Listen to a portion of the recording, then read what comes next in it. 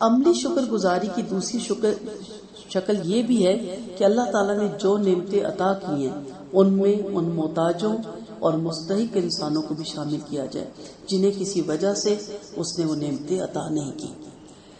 تو جو نعمتیں میرے اور آپ کے پاس ہیں ان لمیٹڈ ہے، یاد رکھیں بڑا ہی پچھتاوا ہوگا مرنے کے بعد. بعض تو بڑھاپے میں بھی ہو جاتا ہے کہ کچھ نہیں کیا، جوانی ضائع کر دی. آج دل کرتا ہے، ہم بچوں کو کیا کہتے ہیں، اٹھو اس کے کام آؤ، کیونکہ اب دل میں حسرت ہوتی ہے نا کہ میں اٹھ سکتی، میں کام آتی. بچوں کا دل ہی نہیں کرتا. اور جب ہم جوان ہوتے ہیں تو ہم جھجکتے ہیں یا ڈنڈی مار جاتے ہیں. مرنے کے بعد تو بہت حسرت ہوگی جب ہم دیکھیں گے کہ ایک انسان اللہ کے ذکر کے بھی وجہ سے وہ مقام پائے گا جو ایک حدیث کے مطابق نہ شہداء کا ہے، نہ بہت سے درجات والوں کا نہیں ہے. نور کے ممبروں پہ ان کی لائٹیں نکل رہی ہوں گی. اور صحابہ نے کہا یا رسول اللہ وہ کون لوگ ہوں گے؟ کہا ذاکر. تو انسان اتنا پچھتائے گا ان لمحات کو جو اس نے اس کے ذکر کے بغیر گزار دیے.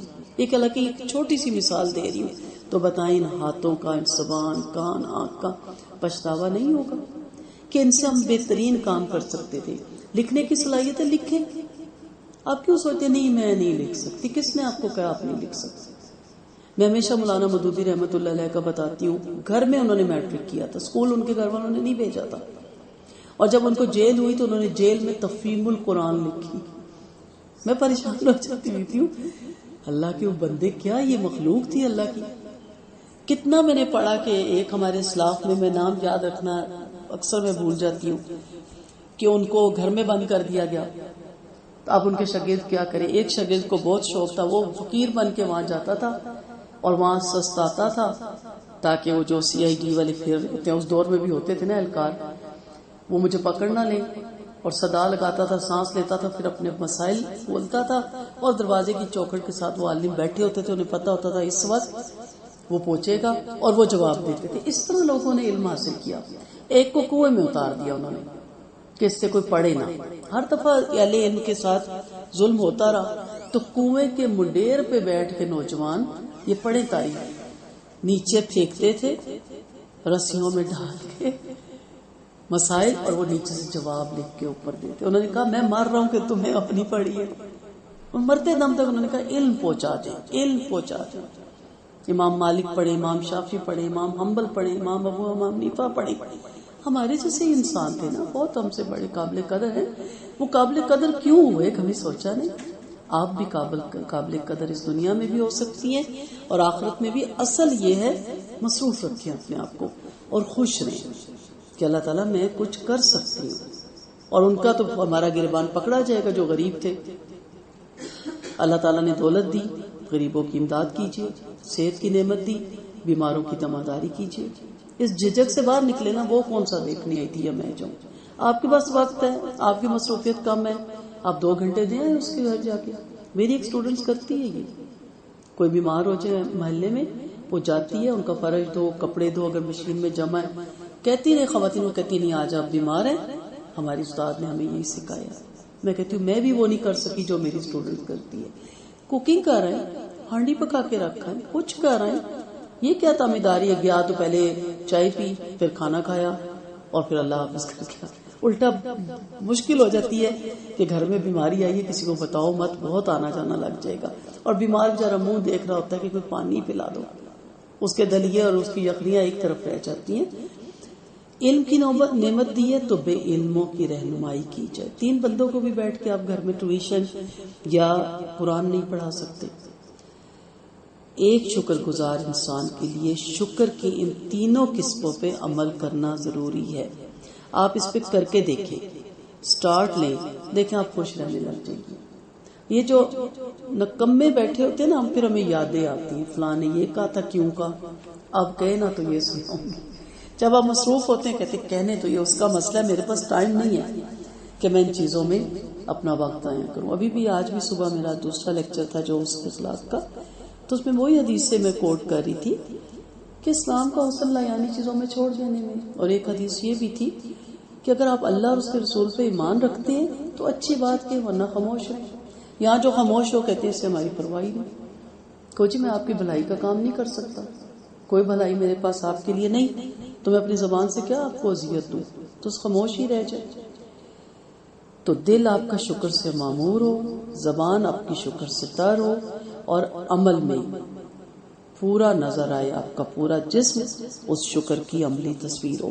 اس لیے ایک دعا میں ہمیشہ مانگا کرتی ہوں نا، اللہ تعالیٰ وہ زبان عطا کر جو تیرے ذکر میں مشغول رہے، وہ دل عطا کر جو تیرے شکر سے معمور رہے، وہ جسم عطا کر جو تیرے عمل میں مصروف رہے، تیری عبادت میں. اس کا مطلب ہی یہی ہوتا ہے نا. اتنا اچھا ٹائم ٹیبل بن جائے گا، آپ کو پتہ ہی نہیں ہوگا دکھ کسے کہتے ہیں.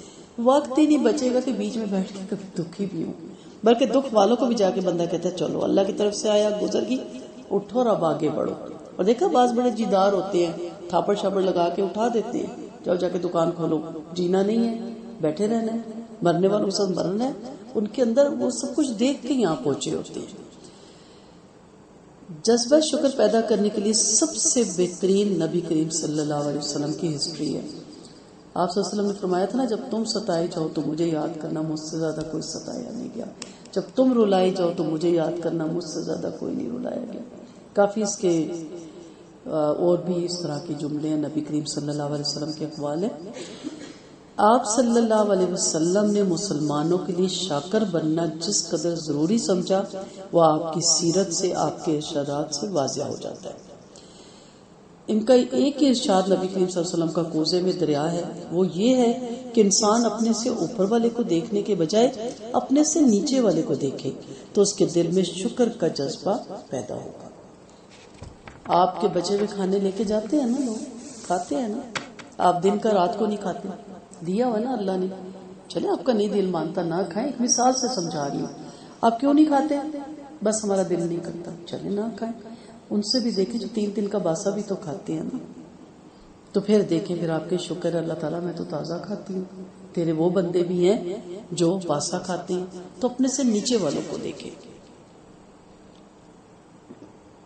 جب بھی آپ دنیا کے معاملے میں اوپر والوں کو دیکھیں گے بھٹکیں گے.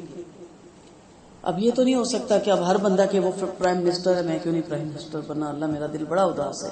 اب ساری دنیا پرائم منسٹر بن جائے تو پھر حکومت کس پہ کرے گا وہ. نبی کریم صلی اللہ علیہ وسلم کا فرمان ہے، ترمذی کی روایت ہے، حضرت عبداللہ بن عمر بیان کرتے ہیں کہ میں نے آپ صلی اللہ علیہ وسلم کو یہ فرماتے ہوئے سنا کہ 2 خصلتیں ایسی ہیں کہ جس شخص میں پائی جائیں اللہ اسے شاکر اور صابر لکھ لیتا ہے. بہت آسان سی خصلتیں ہیں. اور جس میں وہ نہ پائی جائے اللہ اسے نہ شاکر لکھتا ہے اور نہ صابر. لہٰذا جو آدمی اپنے دین کے معاملے میں اس شخص کی طرف دیکھتا ہے جو اس سے اوپر ہے اور پھر اس کی پیروی کرتا ہے، اور دیکھنا چاہیے نا کہ یہ کیوں میرے جیسی ہے، کیوں اتنا کر سکتی ہے. میڈم فرح نسیم ہاشمی اللہ ان کو زندگی دے اور بہت ان سے مزید کام لے. وہ کہتی ہے کہ جب میں کر رہی تھی پی ایچ ڈی حدیث میں تو میں صبح صبح چلی جاتی تھی لائبریری کتابیں چھاڑنے. تو ایک یہودی مجھ سے پہلے بیٹھا ہوتا تھا، وہ بھی لکھ رہا تھا تھیسس. کہتی میں نے کہا یہ یہودی ہو کے پہلے آتا ہے، میں مسلمان آ کے لیٹ، میں کل اس سے بھی پہلے آؤں گی. پوچھا، پتا چلا کہ یہ سب سے پہلے انٹر ہونے والا. کہتی ہے میں صبح صبح نماز پڑھ کے منہ اندھیرے لائبریری پہنچی، وہ لائبریری کی سیڑھیوں پہ بیٹھا تھا. کہتی میں پریشان. اس میں مقابلہ کریں، اس میں آگے بڑھیں. وہ حفظ کر سکتی ہے، میں کیوں نہیں؟ وہ ترجمہ کر سکتی ہے، میں کیوں نہیں؟ وہ صدقہ کر سکتی ہے، میں کیوں نہیں؟ وہ 2 بندوں کو کھانا بھیج سکتی ہے، میں 1 کو بھی نہیں بھیج سکتی، میں 3 کو بھیجوں گی. جیسے حضرت عمر نے کہا ابو بکر کو آج میں ہراؤں گا. آدھا گھر کا سامان لے کے چلے، پتا چلا وہ سارے گھر کا لے آئے. کہا عمر تم ابو بکر کو کبھی نہیں ہرا سکو گے. اس میں مقابلہ کریں نا. ہم نہیں کرتے اس میں مقابلہ. ہم دوسروں کو کہہ دیتے ہیں وہ فلاں ذرا مشکل میں ہے، تھوڑی اس کی مدد ہی کر دو. آپ کیوں نہیں؟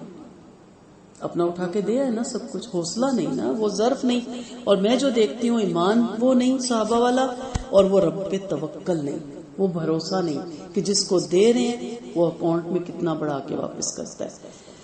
اور اپنی دنیا کے معاملے میں اس شخص کی طرف دیکھتا ہے جو اس سے نیچے ہے، اور اللہ نے اسے اس پہ جو دنیاوی فضیلت دی اس پر اللہ کا شکر ادا کرتا ہے. اسے اللہ شاکر اور صابر لکھ دیتا ہے. آپ دیکھیں، آپ کے کسی کے پاس اسکوٹر ہوگا، کسی کے پاس گاڑی ہوگی. آپ کبھی گزرتے ہوئے بس اسٹاپ پہ دیکھیں عورتیں جاب میں، کوئی بیوہ ہیں، کوئی طلاق یافتہ ہیں، کوئی غربت کی ماری ہیں، چھوٹی چھوٹی جاب کر رہی ہیں. وہی سٹاپ پہ کھڑی ہوں گی. اچھی جاب کرنے والی تو اپنی لینڈ کروزر میں جاتی ہے جو شوق کیا کرتی ہیں, تو 1 منٹ میں دعا نکلتی ہے دل سے, اللہ ان کو بھی نواز. ہم گاڑی میں جا رہے ہیں, یہ اب دھکے کھائیں گی, بیکوے پہ کیسے چڑھیں گی. نوجوان کھڑے ہوتے ہیں, کتنی خوبصورت عمر ہوتی ہے عیش کرنے کی, گھومنے پھرنے کی, اور وہ فائلیں بغل میں دبائے بس کے انتظار میں کھڑے ہوتے ہیں. تو ان کے دل نہیں چاہتے ہیں. اگر ہمارے بیٹوں بھائیوں کے چاہتے ہیں, ان کے بھی چاہتے ہیں.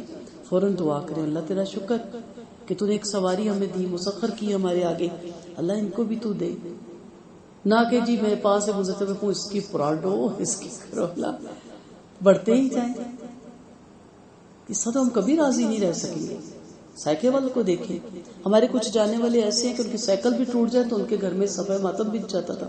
اس سائیکل پہ وہ روٹیاں تندور سے لے کے ہوٹلوں میں پرووائڈ کرتے تھے. ایسے ایسے لوگوں سے اٹھنا بیٹھنا رہا کہ سائیکل بھی ٹوٹ جائے تو وہ سائیکل بھی نہیں خرید سکتے تھے. چلا کے وہ کئی دفعہ بیچ میں سے ٹوٹ جاتی تھی. سائیکل بھی ان سے خریدنا, آپ سوچیں کہاں. آپ کو کاروں کے بھی نئے نئے ڈیزائن چاہیے, تو دیکھیں اس انسان کو جو آپ سے کم ہے, پھر اللہ کا شکر ادا کریں. تو اس کے برعکس جو آدمی اپنے دین کے معاملے میں اس شخص کی طرف دیکھتا ہے جو اس سے نیچے ہے, کہتا ہے میں اس سے بڑا اچھا ہوں, میں تو بہت کچھ کر رہا ہوں, تو نماز بھی نہیں پڑھتا. اور اپنی دنیا کے معاملے میں اس شخص کی طرف دیکھتا ہے جو اس سے اوپر ہے, اور جو مال و دولت اس کے پاس نہیں, اس پر افسوس کرتا ہے. اللہ اسے نہ شاکر لکھتا ہے نہ صابر. یہی ہمارے گھروں میں ڈسکس ہوتا ہے, یہی میں نے دیکھا ہے. اللہ نے ہمیں بچا لیا, لیکن میں نے تو دیکھا ہے بچے کہہ رہے تھے پاپا اس نے گاڑی چینج کر لی, پھپھو نے گاڑی چینج کر لی, ماموں نے, ہماری کب آئے گی؟ بھائی اس نے کر لی, وہ افورڈ کر سکتا ہے, ہم نہیں کر سکتے, بات ختم کرو. نہیں, عورتیں کہیں گی وہ فلاں اتنی چوڑیاں پہنتی ہے, میرے پاس 2 ہی چوڑیاں ہیں, آپ سے نہیں توفیق ہوئی, اس کے میاں نے اس کو کڑے دے دیے. بھائی وہ لے کے دے سکتا ہے, اس کی آمدنی میں اضافہ ہوا ہوگا, آپ کے میاں کے نہیں ہے. آپ کانچ کی چوڑیوں سے سج جائیں نا. ہر وقت ہم دکھی, پریشان, افسردہ دنیاوی چیزوں میں. اور نماز کا کہیں تو جی یہ بڑا متقی ہے, جی ماشاءاللہ بڑا نمازی ہے, بس وہاں تک بات ختم. کون ہے کہ اچھا آپ اٹھتی ہیں تہجد میں بھی کل سے اٹھوں گی, آپ کیوں خالی اٹھیں, آپ کیوں آگے بڑھ جائیں. اس میں نہیں ہم آگے بڑھتے. تو جب آپ دین کے معاملے میں مقابلہ کریں گے تو بڑی خوش ہوں گی. دوڑ لگانے والا بڑا خوش ہوتا ہے نا. جیت ہار اللہ کے حوالے, انشاءاللہ دین کے راستے میں جانے والا کبھی ہارے گا نہیں. اور قیامت کے دن کو جیت ہار کا بھی دن کہا گیا نا, غبن کا دن بھی کہا گیا, یوم تغابن بھی کہا گیا. آگے بڑھیں. شیخ سعدی رحمت اللہ علیہ نے ایک واقعہ بیان کیا, آپ بارہا سن چکے ہیں, کہ ایک دفعہ میرے پاس جوتے نہیں تھے, غربت تھی, اور نہ جوتے خریدنے کے پیسے تھے. میں سخت تنگ دل ہوا, مسجد میں بیٹھا, وہاں ایک ایسے شخص کو دیکھا جس کے سرے سے پاؤں ہی نہ تھے. اس سے میرے دل میں شکر کا جذبہ پیدا ہوا کہ چلو اگر جوتا نہیں چل تو سکتا ہوں, پاؤں تو میرے سلامت ہے. ٹھیک ہے, ہم کہتے ہیں یہ جوتا پہن کے جائیں, اتنا پرانا. لوگ کہیں گے ایک ہی جوتا ہے اس کے پاس, دے دینا پھر لوگ آپ کو. جو میری والدہ ایک ہی بات کہتی تھی, کوئی اتار کے نہیں دے گا, آرام نہ لو. میں اب ہنستی ہوں. میں آج بھی کسی کو کہہ رہی تھی کہ ماؤں کو نہ لگتا رب ہلکا کرتا ہے, اور پھر بڑے ہو کے وہی باتیں ہم کرنے شروع کر دیتے ہیں کہ کتنی گہری بات تھی, کوئی نہیں لا کے دے گا, یہی پائی پانا. ٹھیک ہے, تو وہی شوز جو اسکولوں میں چلاؤ, امیر ہے تو بھی چلاؤ, خراب نہیں جب تک چھوٹے نہ ہو جائیں, ٹوٹ نہ جائیں. اب تو جی ہر سال بدل لیں. اب میری بیٹی پچھلے سال کے شوز کیوں پہنے. تو بچوں کے اندر بھی یہ چیز ڈالیں کہ شکر کریں جو آپ کے پاس ہے, تو بچے بھی خوش رہیں گے. جذبہ شکر پیدا کرنے کا ایک اور ذریعہ بھی ہے کہ جو نعمتیں ہوں دل میں ان کا گہرا احساس پیدا کرنے کی کوشش کی جائے. صحابہ کرام کی حیات طیبہ پڑھی جائے, اس سے پتہ چلے گا کہ آپ صلی اللہ علیہ وسلم کے زیر تربیت رہنے کے باعث وہ اللہ تعالیٰ کی عطا کردہ نعمتوں کا گہرا احساس سے شکر گزاری رکھتے تھے, کیونکہ تربیت کرنے والے رہبر نبی کریم صلی اللہ علیہ وسلم تھے, اور با عمل ہستی تھے نا. ہم تو دوسروں کو درس دے کے خود ناؤز باللہ ہو سکتا اس پہ عمل ہی نہ کریں. مجھے کسی نے کہا کہ خاتون سادگی پہ درس دے رہی تھی, میں اس کا درس سن کے آئی, میں تو بہت ڈسہارٹ ہوں. میں نے کہا کیوں؟ کہتی اس کا تو سوٹ ہی اتنا مہنگا تھا, میں تو اس کے دوپٹے کا پرنٹ, اور دوپٹے پہ کہتی جو لیس لگی, میں نے تو وہ پوچھا تھا, وہ تو کوئی 1500 میں لیس لگتی ہے. اور واقعی یہ کچھ لیسے ایسے ہیں پورے دوپٹے پہ لگائیں تو غریب کا تو 500 میں سوٹ آ جاتا ہے. آپ اور سیتا بھی خود ہے غریب. تو کہتی میں نے کہا دیکھو ذرا سادگی سادگی ہمارے لیے بس سادگی ہے اس کے لیے نہیں. تو میں حیران ہوگی. میں کہا کتنا اثر نہیں ہوا نا درس کا کہ سادگی ہے. تو پھر سادگی میں یہ نہیں کہ آپ گندے مندے بیٹھ جائیں, آپ میں بھی تو سادگی نظر آئے نا. لیکن بہرحال وہ ایک الگ موضوع ہے کہ کس سادگی کی بات ہونی چاہیے. لیکن میں نے یہ سیکھا کہ ظاہری چیز میں بھی پتہ چل رہا ہوتا ہے کہ اگر آپ کے قول و فعل میں تضاد ہے تو کوئی اس پہ عمل نہیں کرتا. اور نبی کریم صلی اللہ علیہ وسلم وہ تو پرفیکٹ دنیا میں ہستی آئی. حمید بن مالک بیان کرتے ہیں کہ میں حضرت ابو ہریرہ رضی اللہ عنہ کے پاس بیٹھا ہوا تھا کہ ان کی اس زمین پہ جو عقیق کے علاقے میں تھی, اہل مدینہ میں سے کچھ لوگ سواریوں پر ان کے پاس آئے اور ان کے قریب اترے. حضرت ابو ہریرہ رضی اللہ عنہ نے مجھ سے کہا کہ میری ماں کے پاس جاؤ, انہیں کہو کہ آپ کا بیٹا آپ کو سلام کہتا ہے اور درخواست کرتا ہے کہ ہمیں کچھ کھلائیے. بس میں ان کی والدہ کے پاس گیا تو انہوں نے ایک بڑے پیالے میں 3 روٹیاں, کچھ زیتون کا تیل, کچھ نمک رکھا اور پھر اسے میرے سر پہ رکھ دیا اور میں اسے اٹھا کر ان لوگوں کے پاس لے آیا. جب میں نے اسے ان کے سامنے رکھا تو حضرت ابو ہریرہ رضی اللہ عنہ نے کہا اللہ اکبر, اور پھر کہا کہ شکر ہے اس اللہ کا جس نے ہمیں روٹی سے پیٹ بھرا. حالانکہ اس سے پہلے ہمارا کھانا 2 کالی چیزیں ہوتا تھا, یعنی پانی اور کھجور. اور آپ کو پتہ ہے کہ انہوں نے کئی مواقع پہ پیڑ پہ پتھر بھی باندھے, کئی مواقع پہ ان کو بل پڑے اور کیا کہا گیا جی قرآن کی آیتیں پڑھ کے وجد میں آئے ہوئے. وجد نہیں تھا, تکلیف ہوتی تھی, وہ بھوک سے نڈھال ہوتے تھے. اسی طرح عروہ بن زبیر رضی اللہ عنہ کے بارے میں بیان کیا جاتا ہے کہ جب کبھی کھانے پینے کی کوئی چیز دی جاتی, یہاں تک کہ اگر دوائی بھی دی جاتی, آپ دیکھیں دوائی میسر ہونا بھی نعمت ہے نا. اچھا کئی دفعہ وہ ملتی نہیں پاکستان میں, شہر میں کئی دفعہ افورڈ نہیں ہوتی, اتنی مہنگی دوائی لکھ کے دے دیتے. آپ خدا نہ خواستہ بیمار ہوئے, آپ دوائی افورڈ کر سکتے ہیں نا, جو بچ جائے دھکا نہ کریں. ہم ساری دوائیاں جمع کر کے اپنی ان ڈاکٹرز کو دیتے ہیں جو فی سبیل اللہ لوگوں کا علاج کرتے ہیں. ہمیں تو پتہ ہی نہیں ہوتا کہ یہ کتنی کارآمد دوائی ہے. میں 3 ٹیبلٹ سے ٹھیک ہو گئی, 3 دن کے کورس سے ٹھیک ہوگی, 2 پتے پڑے ہوئے ڈسٹ بین میں. کیوں؟ ایک تو اس کی ڈبی جو ہے نا, اس کے اندر جو اس کی پرچی ہوتی ہے اسے کبھی نہ پھینکا کریں, اس کے اوپر ایکسپائری ڈیٹ بھی ہوتی ہے. اور پھر وہ ڈاکٹر اس سے دیکھ کے وہی پتا کاٹ کے غریبوں کو 2 دن 3 دن کے لیے دیتے ہیں. سیرپ بھی نہ پھینکا کریں, ان کو بھی رکھ دیا کریں اور ایسی جگہوں پہ جمع کروایا کریں جہاں پہ وہ لوگ فی سبیل اللہ لوگوں کا علاج کرتے ہیں. تو شکر کریں, دعائی میسر تو آتی ہے نا. کچھ لوگ پرچی لے کے, مجھے پھر ایک واقعہ یاد آ رہا ہے. ایک بچی, اس کی حالات بہت خراب ہو گئے, ٹی بی اس کو آخری سٹیج پہ, غربت کی انتہا تھی. پتا چلا کہ جی آج کل بس جانے والی ہے دنیا سے. میں نے اپنے ہسبینڈ سے کہا آئیں پتہ تو کر کے آتے ہیں. گئے تو واقعی وہ بالکل ایک تنکا تھی اور گھر والے بھی بس انتظار میں تھے, ابھی سانس نکلے ابھی سانس نکلے. میں نے کہا اس کو اٹھائیں, گاڑی میں ڈالیں. ہم ان کو اس کو ڈاکٹر کے پاس لے گئے. ڈاکٹر سے کہا تو کہتے یہ تو مہینہ پہلے آئی تھی, ان کو میں نے دوائیاں لکھ کے دی تھی, یہ دوبارہ آئی ہی نہیں, میں تو نہیں ان کا علاج کرتا. میں نے کہا یہ اتنے غریب ہیں کہ ان کے گھر روٹی بھی 2 وقت کی نہیں ہوتی, اور آپ نے ٹی بی کی دوائیاں جو مہینے کی اس ٹائم 1200 کی آتی تھی, اگر آپ پرائیویٹ علاج کروائے, اب مجھے نہیں پتا ہو سکتا 3000 کی ہوگی ہوں, اب تو فری بھی ہوتا ہے. انہوں نے کہا پھر اجاز صاحب نے کہا کہ میں ذمہ داری لیتا ہوں, آغاز کریں. ڈاکٹر صاحب نے کہا یہ بچے گی نہیں اب, لیکن چلے بہت اچھے دوست ہیں اجاز صاحب کے, اللہ ان کو بھی زندگی دے, بہت بہترین ڈاکٹر ہیں, ابھی بھی سلامت ہے. انہوں نے کہا ٹھیک ہے میں آپ کے کہنے پہ سٹارٹ لے لیتا ہوں, میں ذمہ داری نہیں دیتا. میں نے کہا ٹھیک ہے. اور مجھے کہتے ہیں آپ ذرا ان سے فاصلے پہ رہیے گا, ان کے جرمز بہت تیز ہیں. میں کہا میں تو ویسے ہی نقاب کرتی ہوں, میں تو بچی رہتی ہوں. خیر اس نے کہا نہیں میں نے آپ کے ساتھ آپ کے گھر نہیں جانا, مجھے امی کی اتار دیا. وہاں میری مدر ان لا رہتی تھی قریب. میں نے کہا آپ کا کام ہے 3 ٹائم کھانا پہنچانا, پیسے نہیں دینے کیونکہ ان کی اور بڑی غربت ہے, اس میں لگا دیتے ہیں. ان شارٹ 1 ماہ کے بعد اس میں میری بہنیں بھی انوالو ہوئی, سب ہوئے اس کی خیال, اس کو زندہ دلی کی طرف لانے کے لیے. 1 مہینے کے بعد میں گئی, اس کو لیا ڈاکٹر کے گئی, وہ میرے پاس بیٹھی ہوئی تھی. ڈاکٹر کہتے ہیں مسز اعجاز آپ کے اس پیشنٹ کا کیا حال ہے؟ جب میں نے کہا نا یہ ہے، وہ ماننے نہیں تھے. گالیں اس کی ریڈ تھی، سرخ سفید وہ ہوئی تو بہت خوبصورت ہے، وہ بچوں والی ہے، وہ نہیں مانے. یہ وہ ہے. وہ پھر کے میں نے کہا ڈاکٹر صاحب یہ وہی ہے.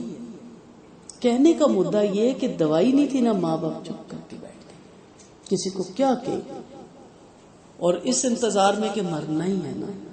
وہ جی رہی ہے، بچوں والی ہے اس وقت، اور رنگ ویسے اس کا سفید تھا. مجھے اپنی چھوٹی سسٹر کا یاد ہے، اس نے اس کے کپڑے بنائے، اس کی چوڑیاں دی. وہ اتنی خوش ہوئی کہ اتنا میرے سے سب کریں. میری ساس 3 ٹائم جا کے اس کو کھانا کھلائے، پلیٹ اٹھائے، ٹرے میں رکھے، جو پکے. آپ مانیں گی نہیں، ایک انگور نہیں وہ کھا سکتی تھی. اس کو کھانسی تھی لیکن وہ کھانس نہیں سکتی تھی. جب اس میں جان پڑی، پھر جو اس نے کھانسنے کا دورہ پڑتا تھا، پھر جو اس کا ریشہ نکلتا تھا. 6 ماہ میں وہ لڑکی اتنی خوبصورت جوان ہو گئی، شادی شدہ بھی ہے، بچوں والی بھی. یہ آج واقعہ اتنے سال پرانا مجھے یاد آ گیا. کہنے کا مدعا یہ ہے دوائی ملتی ہے نا، دوائی کھاتے بھی ہم منہ پھسول رہے ہوتے ہیں. دیکھیں ان لوگوں کو جن کو دوائی بھی نہیں ملتی اور وہ چپ کر جاتے ہیں کہ ہم مرنا ہی ہے. اور مرنا بھی یہ کہ کفن بھی کوئی پہنائے گا، سونے کی چڑیا بنا کے بیٹھ جاتے ہیں. یہ مرے گی. وہ ایک مشہور واقعہ نا، کسی کا کوئی بچہ مرا تو لوگوں نے کفن پہنایا، کھانے دیے، تو اس کے دوسرے بچے نے کہا دوسرا بھائی کب مرے گا؟ ماں نے کہا کیوں؟ کہتا کھانا تو ملتا ہے نا. یہ عام واقعات نہیں ہے، یہ گھروں میں ہوتے ہیں. میں نے ان کی والدہ سے کہا، میں نے کہا آپ نے سونے کی چڑیا بنا کے اس کو لٹایا ہوا ہے کہ چلو جو آتا ہے 10 روپے 50 روپے پکڑا جاتا ہے، آپ کی روٹی چل جاتی ہے. تو کہنے کا مدعا یہ ہے کہ دوائی ملتی ہے نا، اس میں بھی شکر ادا کرے. بہرحال حضرت عروہ بن زبیر کی بات کر رہے تھے. اسے کھاتے یا پیتے تو کہتے سب تعریفیں اس اللہ کے لیے جس نے ہمیں ہدایت دی اور ہمیں کھلایا اور ہمیں پلایا اور ہمیں نعمتیں عطا فرمائی. اللہ سب سے بڑا ہے. اے اللہ تیری نعمت ہمارے پاس اس وقت آئی جب ہم سراسر برائیوں میں مصروف تھے. ہم نے اس نعمت کی وجہ سے نہایت اچھی طرح صبح شام کی. ہم تجھ سے درخواست کرتے ہیں اس نعمت کو پورا کر دے. ہمیں توفیق عطا فرما کہ ہم اس پر تیرا شکر ادا کریں. تیری بہتری کے سوا کئی بہتری نہیں اور تیرے سوا کوئی عبادت کے لائق نہیں. اے نیکیوں کے معبود اور سارے جہان کو پالنے والے، سب تعریفیں اللہ کے لیے اور اللہ کے سوا کوئی عبادت کے قابل نہیں. جو اللہ چاہے گا وہی ہوگا. قوت اللہ ہی کی مدد سے ہو سکتی ہے. اے اللہ جو کچھ تو نے ہمیں عطا کیا اس میں ہمیں برکت دے اور ہمیں دوزخ کے عذاب سے بچا. موطا امام مالک میں آپ کو یہ روایت مل جائے گی. اب اپنا رویہ دیکھیں کہ ہم دوائی کھاتے ہوئے پھر کیا کہتے ہیں. اتنی دیر تعریف کر سکتے ہیں دوائی ہاتھ میں رکھ کے کہ شکر اللہ بیماری لگائی تو علاج بھی ہے، شکر اللہ علاج ہے تو افورڈ بھی کر سکتی ہوں، اور انشاءاللہ اس دوائی میں تو ڈالے گا شفا تو میں جلد ٹھیک بھی ہو جاؤں گی. کی کبھی تو اللہ تعالیٰ مجھے اور آپ کو توفیق دے کہ ہم صحیح شاکر بنے، صحیح صابر بنے اور اللہ کی نعمتوں کا شکر ادا کریں. خوش رہیے اور دوسروں کو بھی خوش رکھیے. السلام علیکم ورحمۃ اللہ وبرکاتہ.